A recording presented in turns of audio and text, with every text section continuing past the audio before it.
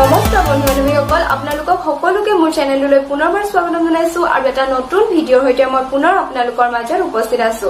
তো বন্ধু-বান্ধৱীসকল, আজি মই আপোনালোকৰ লগত এটা বহুত ডাঙৰ সমস্যাৰ কথা আলোচনা কৰিব লৈছো। সেইটো আমাৰ সকলোৰে ঘৰতে প্ৰায় হৈয়ে থাকে। সেইটো হৈছে পৰুৱা সমস্যা।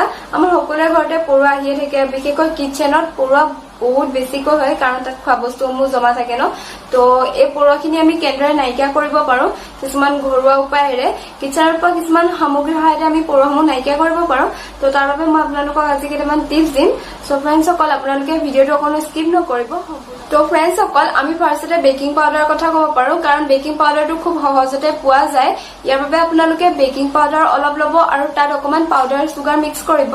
তো এইটো এটা ধুনীয়া পাউডাৰ বনাই ল'ব আৰু য'ত পৰুৱা আহে সেই ঠাইত যদি আপোনালোকে এই পাউডাৰখিনি দি দিয়ে, তেতিয়া সেই ঠাইৰ পৰা পৰুৱা অতি সোনকালে নাইকিয়া হৈ যায়।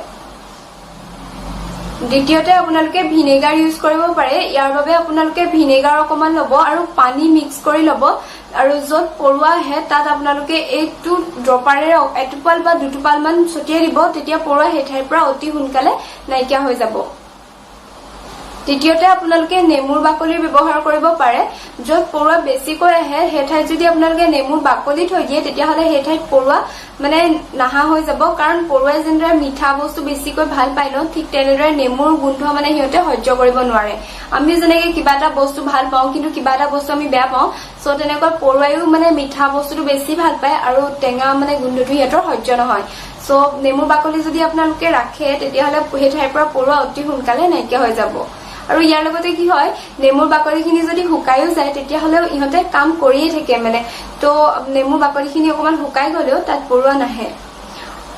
নেমুৰ বাকলিৰ লগতে আপোনালোকে নেমুৰ ৰস আৰু তাত যদি অকণমান নিমখ মিক্স কৰি দিয়ে আৰু পৰুৱা ঠাইত যদি আপোনালোকে সেইটো ভালদৰে অকণমান ছটিয়াই দিয়ে, তেতিয়াহ'লে সেই ঠাইতো পৰুৱা নাহে। এইকেইটাৰ উপৰিও আপোনালোকে হালধি ব্যৱহাৰ কৰিব পাৰে, কাৰণ হালধিয়ে পৰুৱা নাইকিয়া কৰাত মানে এটা ঔষধৰ দৰে কাম কৰে। তো য'ত পৰুৱা বেছিকৈ হৈছে তাত আপোনালোকে যদি অকণমান হালধি ছটিয়াই দিয়ে, তেতিয়াহ'লে সেই ঠাইৰ পৰাও পৰুৱা অতি সোনকালে নাইকিয়া হৈ যায়। ইয়াৰ লগতে আপোনালোকে পদিনাৰ পাত ব্যৱহাৰ কৰিব পাৰে। ইয়াৰ বাবে পদিনা পাতটো ভালদৰে শুকুৱাই পদিনা পাতখিনি ভালকে শুকুৱাই ল'ব আৰু তাত সেই শুকান পাতখিনি আপোনালোকে গুড়া কৰি ল'ব আৰু য'ত পৰুৱা বেছিকৈ আহিছে তাত যদি আপোনালোকে এই গুড়াখিনি ছটিয়াই দিয়ে, তেতিয়াহ'লে তাতো পৰুৱা নাহা হৈ যাব। আপোনালোকে কৰ্পূৰৰ ব্যৱহাৰো কৰিব পাৰে। কৰ্পূৰ সাধাৰণতে পূজা মণ্ডপবোৰত বা বিভিন্ন ধৰণৰ পূজা কামত ব্যৱহাৰ কৰা হয়। তো য'ত মানে কৰ্পূৰ থাকে তাত পৰুৱা মানে একদম অহা দেখা নাযায়। চ' আপোনালোকে কৰ্পূৰ ব্যৱহাৰ কৰিও পৰুৱা সংখ্যা কমাব পাৰে। ইয়াৰ পিছত আপোনালোকে কেৰাচিন তেল ব্যৱহাৰ কৰিব পাৰে। কেৰাচিন তেল ব্যৱহাৰ কৰিলেও পৰুৱা সংখ্যা কমি যোৱা দেখা যায়। য'ত পৰুৱা বেছিকৈ আহিছে তাত যদি আপোনালোকে ড্ৰপাৰৰ সহায়ত যদি কেৰাচিন তেল অকণমান ঢালি দিয়ে, তেতিয়াহ'লে তাতো পৰুৱা নাইকিয়া হৈ যায়। ইয়াৰ লগতে আপোনালোকে পকাখন কেৰাচিন তেল দি মচিব পাৰে, তেতিয়াও পৰুৱা মানে সেই ঠাইলৈ নাহে। ইয়াৰ লগতে আপোনালোকে লং ব্যৱহাৰ কৰিব পাৰে। লং যিহেতু জ্বলা হয়, চ' য'ত পৰুৱা বেছিকৈ আহে তাত যদি আপোনালোকে লংটো ৰাখি দিয়ে, তেতিয়াও সেই ঠাইত পৰুৱা নাহা হৈ যাব। ইয়াৰ লগতে আপোনালোকে তেজপাত ব্যৱহাৰ কৰিব পাৰে।